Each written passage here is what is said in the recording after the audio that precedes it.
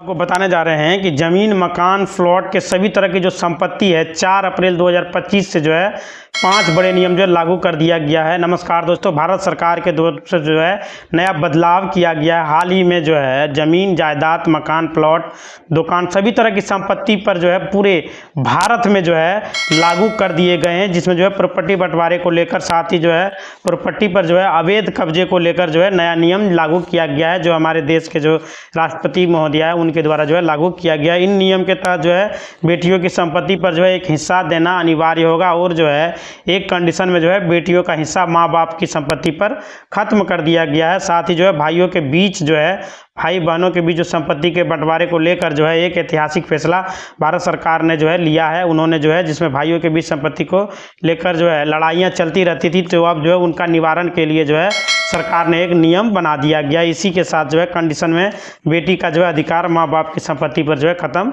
कर दिया गया और बहुत सारे फैसले जो है भारत सरकार के माननीय सुप्रीम कोर्ट की तरफ से जो है लिए गए हैं। इसमें जो है माँ बाप भी जो है एक बड़ी राहत उनको देने जा रही है, काम करने जा रही है सरकार की तरफ से। अब माँ बाप चाहे तो जो है अपने बच्चों को जब चाहे जितनी चाहे अपनी जो है दी गई संपत्ति वापस ले सकते हैं। तो इसके अलावा जो है कई जो है बड़े बदलाव किए गए हैं। अगर आपके पास किसी भी तरह की संपत्ति है, मकान है, दुकान है, फ्लैट है, कोई भी अन्य संपत्ति है, तो आप जो है उसे जो है अगर यदि किसी को दिए हुए हैं तो आप उससे वापस ले सकते हैं। सीनियर सिटीजन में इस तरह का जो है कानून बना हुआ है, जैसे कि आप अगर यदि सीनियर सिटीजन के तहत आते हैं, आप अपने बच्चों को जो है यह संपत्ति वगैरह दे देते हैं और वो यदि आपकी देखभाल नहीं करते हैं तो आप जो है उस संपत्ति को वापस ले सकते हैं। ऐसा नियम बना दिया गया है। हमें कमेंट में जो है ज़रूर बताइए कि यह फैसला सभी के लिए जो है सही है या गलत है। तो जो है चलिए जानते हैं विस्तार से। जो है ये सबसे पहला जो नियम है, संपत्ति में अवैध जो है कब्जा जो कर लिया जाता है, जो भी हाल ही में मार्च में जो है नए कानून पर जो है मुहर माननीय राष्ट्रपति जी ने जो लगाई थी, एबीपी न्यूज़ की खबर में जो है दिया गया था। तो देखिए यह क्या बताया गया कि अवैध कब्जे पर जो है सख्त कानून जो है बना दिया गया है सभी भारतवासियों के लिए। अब देखिएगा कि नया कानून अवैध कब्जा को लेकर आया है। द्रौपदी मुर्मू ने जो है एक अहम कानून को मंजूरी दे दी है, जिसमें अवैध कब्जा जो करने वाले हैं उस पर कड़ी कार्रवाई जो है होगी। इसके तहत देखिएगा कि होगा कि नया प्रावधान के तहत जो है यदि कोई व्यक्ति गैर कानूनी तरीके से किसी की संपत्ति पर, किसी के घर पर कब्जा किए हुए हैं तो उसे जो है दोषी पाया जाता है। तो यानी अपने जो है 12 सालों के अंदर जो है केस कर दिया है और कब्जादारी जो है दोषी पाया गया है तो उसे जो है 10 साल की सज़ा और 1 लाख तक का जुर्माना देना पड़ेगा, जिन्होंने जो है कब्जा करके रखा हुआ। पहले जो है इसमें किसी प्रकार की सज़ा नहीं थी और कोई भी जो है जुर्माना नहीं लगाया जा रहा था। कानून में जो है इसका प्रावधान नहीं था, लेकिन अब जो है इसमें हाल ही में जो है जोड़ दिया गया है, जो आप जो है देख सकते हैं। अब साथियों जो है अलग नियम जो है सरकार के द्वारा तरफ से लागू कर दिया गया है। वह जो है भाइयों के बीच जो है भाई बहनों में जो संपत्ति के बंटवारे को लेकर जो है झगड़ा चलता रहता था, उसमें जो है एक नियम बना दिया गया है। अब उसमें जो है कोई चाहता है कि उसका हिस्सा जो है मिल जाए, लेकिन बाकी भाई तैयार नहीं होते हैं, तो इससे जो है मामला उलझ जाता है। लेकिन अब जो है नए कानून के तहत जो है आप हिस्से की ज़मीन अलग करवाना चाहते हैं तो बाकी हिस्सेदारों की सहमति जरूरी होगी, यानी कि आपको उससे पूछना होगा। यानी कि अब कोई भी ज़बरदस्ती आपका जो है हिस्सा नहीं रोक सकता है।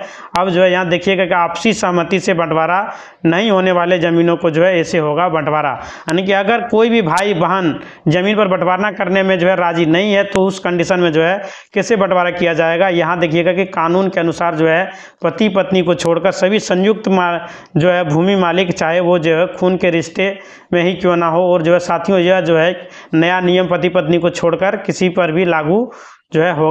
आगे जो है देखिए वो खून के रिश्ते ही जो है क्यों ना हो, उन्हें जो है संबंधित जो है सहायक कलेक्टर एवं तहसीलदार के नोटिस जो है जारी करने की तिथि से 6 माह के भीतर जो है बंटवारे का राजीनामा पेश करना होगा। अगर निर्धारित अवधि में जो है संयुक्त जो है भू मालिकों द्वारा जो है ऐसा नहीं किया जाता है तो जो है उनको जमीन का जो है उसके बगैर जो है संपत्ति का जो है बंटवारा कर दिया जाएगा। जो है इसमें आपस में अगर भाई बहन जो है बंटवारा करने को तैयार नहीं है तो फिर जो है राजस्व अधिकारी 6 महीने के समय दे सकते हैं। यदि संयुक्त भू मालिक द्वारा जो है आपसी सहमति से भू विभाजन करा कर पेश किया जाता है तो जो है बंटवारा आसानी से हो सकता है। लेकिन अगर जो है फिर भी कोई भाई बहन बंटवारे के लिए जो है राजी नहीं होता है तो देखिए यदि संयुक्त मालिकाना का हक जो है आपसी सहमति से बंटवारा नहीं हो पाता तो सहायक कलेक्टर एवं तहसीलदार तहसीलदार जो है कोर्ट में यानी 6 महीने के अंदर ऐसी ज़मीन का जो है बंटवारा सुनिश्चित करेगी कि यानी कि इस कंडीशन में जिले का जो सहायक कलेक्टर एवं तहसीलदार है बंटवारा अपने हिसाब से जो है सुनिश्चित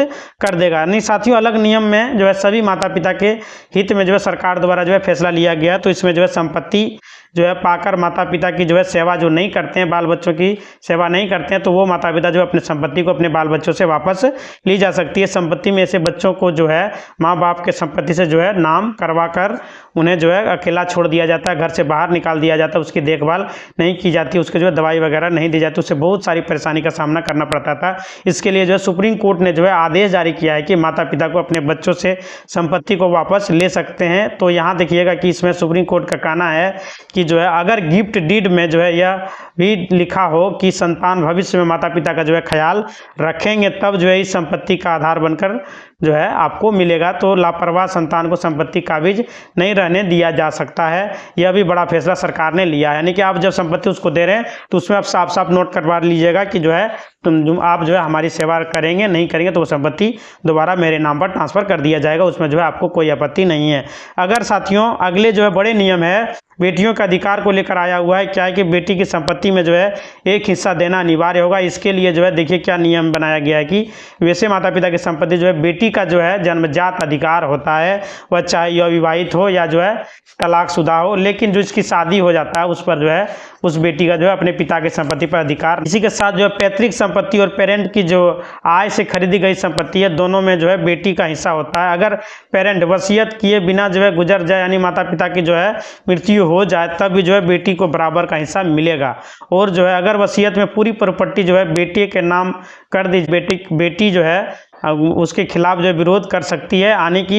आने जरूरी नहीं कि माता पिता के बेटे के नाम पर जो है संपत्ति की है तो उस पर जो है बेटी का जो है कोई अधिकार नहीं है, उसके जो है खिलाफ आवाज़ वो उठा सकती है। लेकिन यह केस जो है ऐसा भी है जिसमें बेटी का अधिकार जो है माँ बाप की संपत्ति से निरस्त कर दिया गया है, जिसमें जो है अगर बेटी तलाकशुदा है या तो उसका जो है तलाक हुआ है तो उस कंडीशन में जो है बेटी का कोई अधिकार माँ बाप की संपत्ति पर जो है नहीं होता है। जैसा कि आप देख सकते हैं कि साथियों हमें जो है कमेंट करके आप जरूर बताइएगा कि क्या आप इन सभी फैसलों से सहमत हैं और नहीं सहमत हैं। इसी तरह का वीडियो देखने के लिए चैनल को लाइक करें, शेयर करें और सब्सक्राइब करें। और कमेंट में जरूर आप लिखें कि इस तरह का जो है सरकार के द्वारा आदेश जारी किया गया इससे आप कितना संतुष्ट हैं।